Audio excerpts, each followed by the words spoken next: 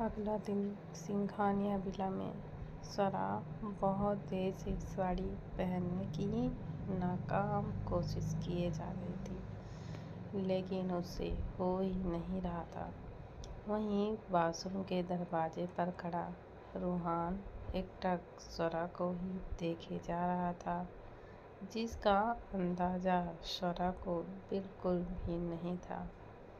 स्वरा तो बस न होने की वजह से अजीब अजीब सी मुंह बना रही थी। तभी कोई अचानक से उसके कमर को पकड़कर खींच लेता है।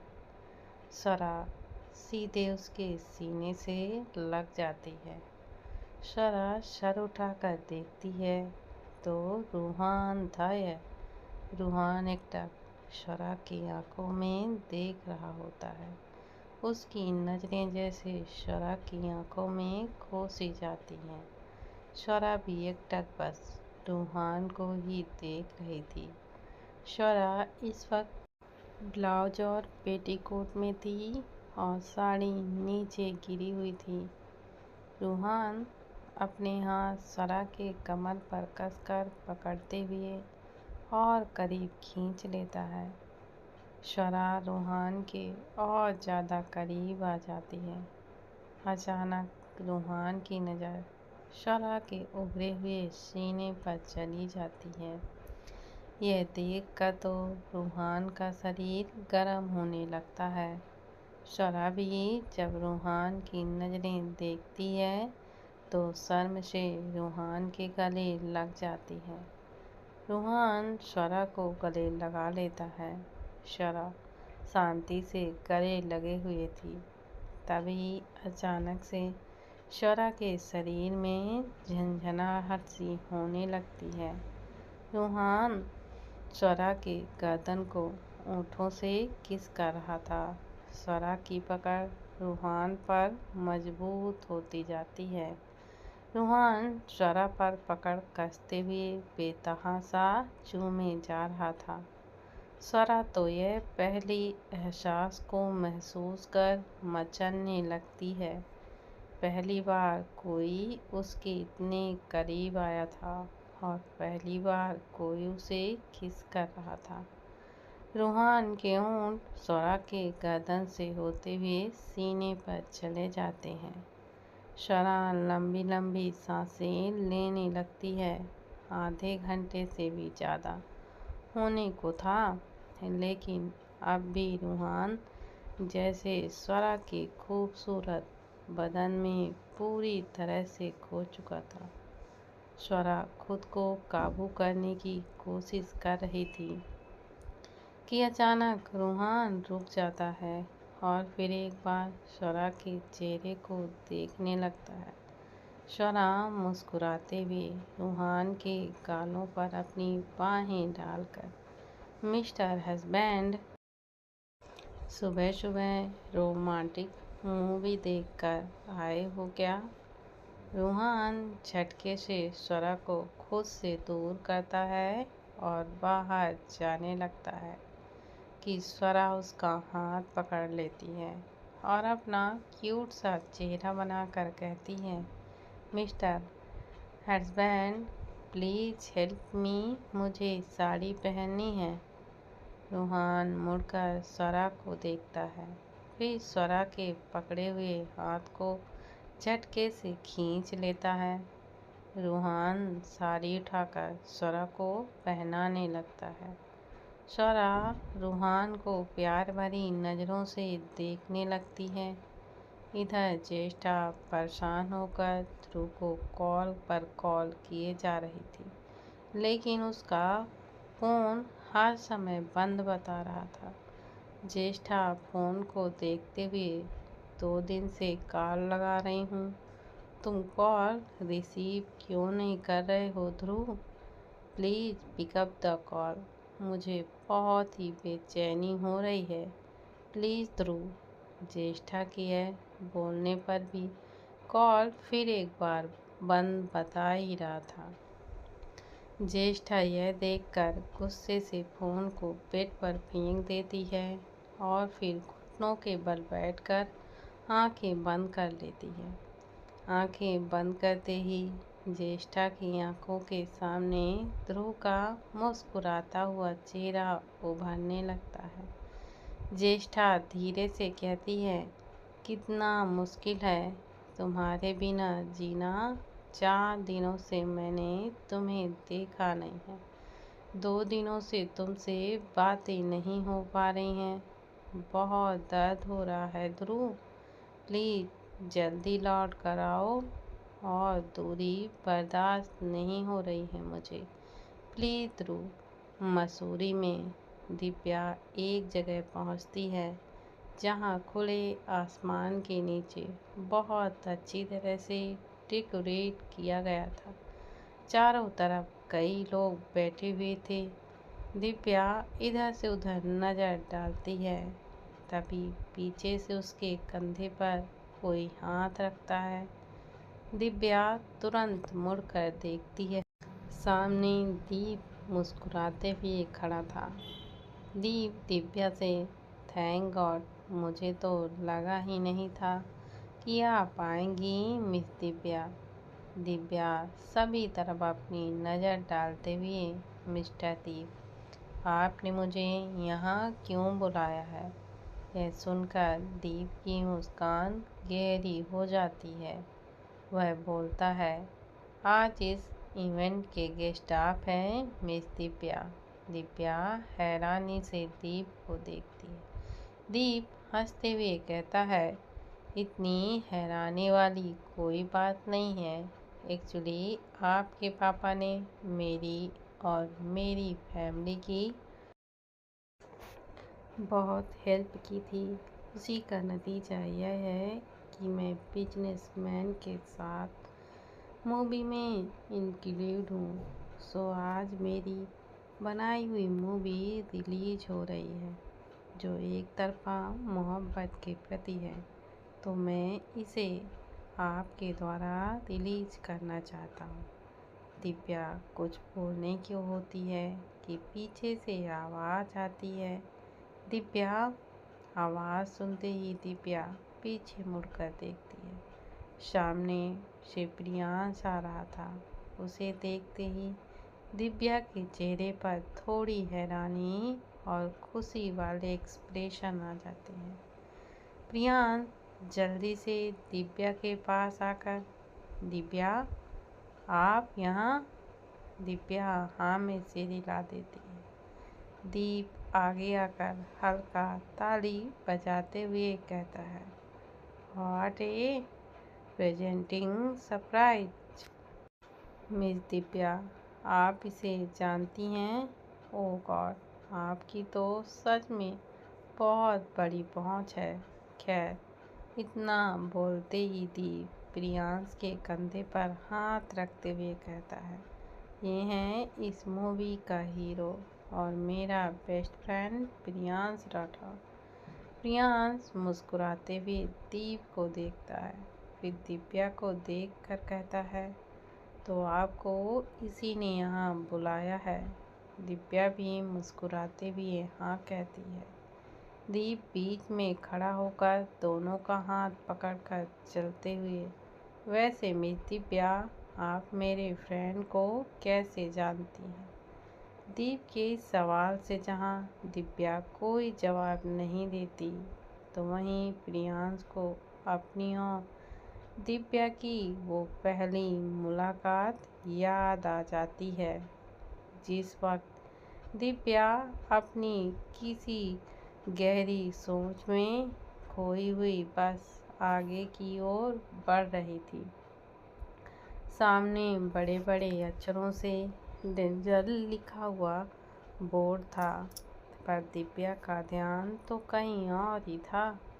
प्रियांश जब यह देखता है तो तुरंत कार रोककर दौड़ते हुए उसकी ओर जाने लगता है। प्रीत गड्ढे में एक पैर बढ़ाने वाली होती है कि प्रियांश झट से दिव्या का हाथ पकड़कर उसे खींच लेता है। अचानक इस खिंचाव में दिव्या खुद को संभाल नहीं पाती और गिरने लगती है। तभी प्रियांश दिव्या को कमर से पकड़ लेता है। प्रियांश की नज़र जब दिव्या के चेहरे पर पड़ती है तो वो वहीं पर खो सा जाता है। ये सब याद आते ही जैसे प्रियांश का मन सुकून से भर जाता है। दीप अब तक दोनों को स्टेज पर लेकर जा चुका था। दिव्या इस वक्त बिजनेस सूट पर ही थी। दिव्या और प्रियांश चेयर पर बैठते हैं। दीप माइक लेकर सामने की ओर देख कर कहता है, हेलो एवरीवन, आज हम सब मूवी एक तू ही है जीने की वजह के रिलीज होने की खुशी में यहाँ सब उपस्थित है। हमारे यह इस खुशी में शामिल हुए हैं मिस दिव्या त्रिवेदी, जो आज की हमारी गेस्ट हैं। सो हमारे गेस्ट के स्वागत के लिए एक जोरदार क्लैपिंग तो बनती है। इतना बोलते हुए वह दिव्या को मुस्कुराते हुए देखता है। चारों तरफ एक जोरदार तालियों की गड़गड़ाहट सुनाई देती है। वहीं प्रियांश थोड़ा झुककर दिव्या से कहता है, दिव्या, दीप आपको मिस दिव्या त्रिवेदी क्यों कह रहा है? दिव्या हल्का सा मुस्कुराते हुए कहती है, क्योंकि उन्हें नहीं पता है कि मैं दिव्या आदित्य सिंघानिया हूँ। बताना चाहती थी, लेकिन उन्होंने मुझे बोलने का ही मौका नहीं दिया। यह सुनकर प्रियांश हंसने लगता है। दीप सभी की ओर देखकर, इस मूवी में जैसे बताया गया है कि एक तरफा मोहब्बत किस हद तक जा सकती है, किस हद तक जा सकती है, क्या ऐसा कुछ आप लोगों के साथ हुआ है जो इस मूवी में दिखने वाला है? यह सवाल होते ही सभी लोग स्टेज पर हैरानी से देखते हैं। दीप भी जब सबकी नज़रों को देख कर मुड़ता है तो खुद भी हैरान हो जाता है। प्रियांश अपने हाथ खड़े किए हुए था, तो वहीं दिव्या बस एकटक प्रियांश को ही देखे जा रही थी।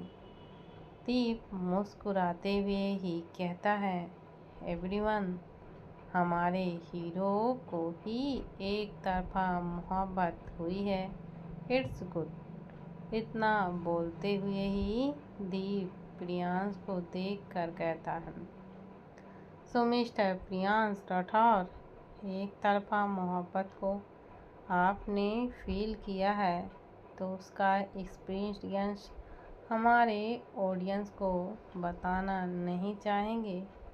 प्रियांश एक नज़र दिव्या को देखकर उठने को होता है कि दिव्या तुरंत उसका हाथ पकड़ लेती है। प्रियांश दिव्या को देखने लगता है। दिव्या, आप ये क्या कर रहे हैं फ्रेंड्स? प्रियांश दिव्या के चेहरे को देखकर बस अपनी मोहब्बत को जाहिर करने की कोशिश कर रहा हूँ, और आप चिंता मत कीजिए, मैं बस अपने प्यार को जाहिर करूँगा, प्यार होने वाली का नहीं। यह सुनकर दिव्या तो बस लाचारी से प्रियांश को देखती है।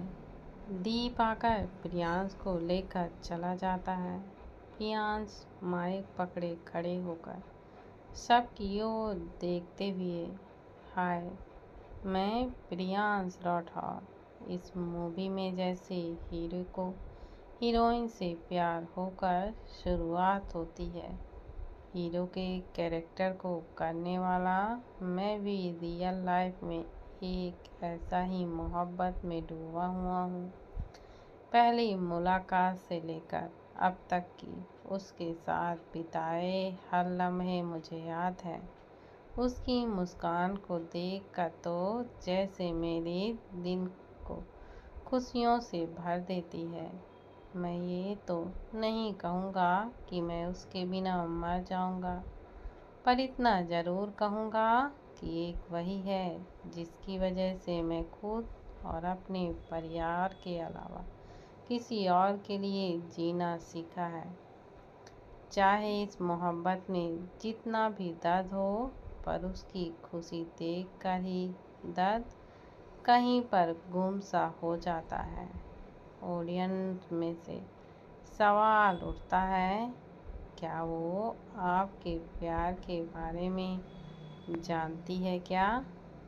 क्या उसे इस बात का अंदाज़ा है कि आप उससे कितना प्यार करते हैं?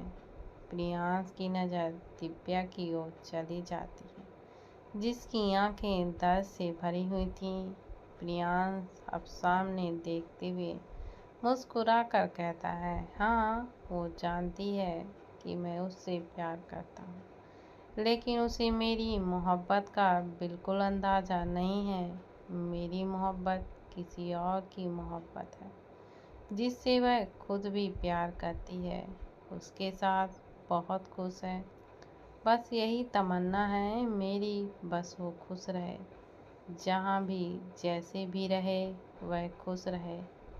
इतना बोलते ही प्रियांश माइक को दीप को दे देता है। दीप सबकी ओर देखते हुए, ओह, हीरो की बात तो दिल को ही छू गई है। हम भी यही चाहेंगे कि हमारे हीरो को भी उसके जैसा प्यार करने वाला मिले। वहीं प्रियांश दिव्या के पास जाकर बैठ जाता है। दिव्या नजरें झुकाए हुए बैठी थी। यह देखकर प्रियांश रुमाल दिव्या की ओर बढ़ा देता है। दिव्या सर उठाकर देखती है। दिव्या की आंखें नम थीं। यह देखकर प्रियांश के दिल में दर्द सा उठता है। दिव्या रुमाल लेकर खुद के आंसुओं को पोंछकर कहती है, आप भूल क्यों नहीं जाते मुझे? प्रियांश बस चुपचाप दिव्या को देखता रहता है। दीप दिव्या की ओर देखकर, मिस दिव्या, हम चाहते हैं कि आप भी हमारी मूवी के लिए कुछ कहें। दिव्या पहले तो ना कहती है, लेकिन दीप के बार बार बोलने पर दिव्या चली जाती है और हाथ में माइक को पकड़ लेती है। दिव्या के जाते ही प्रियांश वहाँ से उठकर स्टेज से नीचे उतर जाता है, तो वहीं दीप चेयर पर बैठकर दिव्या को ही देखने लगता है। दिव्या सबकी ओर देखते हुए, सच कहूँ तो मुझे इस मोहब्बत के बारे में कभी जानकारी थी ही नहीं। मैंने कई मूवीज देखी हैं जिसमें हीरो को एक तरफा मोहब्बत होता है, लेकिन बाद में दोनों मिल ही जाते हैं। लेकिन आज मुझे पता चल रहा है कि मूवीज में जो बाद में दोनों को मिलने का सीन दिखाया जाता है, वह रियल लाइफ में बिल्कुल नहीं होता। दोनों तरफ से जब प्यार होता है तो प्यार मुकम्मल होता है। हर परेशानी, हर मुसीबत साथ में हैंडल किया जाता है। लेकिन जब एक तरफा मोहब्बत की बात होती है तो दर्द, परेशानी, मुसीबत सब कुछ अकेले ही सहना पड़ता है, जो शायद बहुत ही मुश्किल होता है। मैं शायद इसलिए कह रही हूँ क्योंकि मुझे जिससे प्यार हुआ है वो मेरे साथ है, मेरे पास है और हमेशा ही रहता है। मैंने कभी एक तरफा मोहब्बत को फील नहीं किया है, जिस वजह से मैं ना उनसे मिली दर्द को जानती हूँ और ना ही तकलीफ को। जहाँ दिव्या बोले ही जा रही थी, वहीं दीप बस एकटक दिव्या को ही देखे जा रहा था। उसे दिव्या चेहरे के आगे ना कुछ दिखाई दे रहा था और ना ही कुछ सुनाई दे रहा था। दीप दिव्या में खोया हुआ ही था कि दिव्या का टेबल पर रखा हुआ फोन रिंग करता है। फोन पलट कर रखा हुआ था, जिससे कॉल करने वाले का पता ही नहीं चल रहा था। दीप पहले तो ध्यान नहीं देता, लेकिन बार बार कॉल आने पर वह बिना देखे कॉल को रिसीव करके थोड़ी दूर में जाकर कान पर लगाकर कहता है, हेलो। उधर जब आदित्य दिव्या के फ़ोन पर किसी लड़के की आवाज़ सुनता है तो उसका फेस एकदम से सर्द हो जाता है।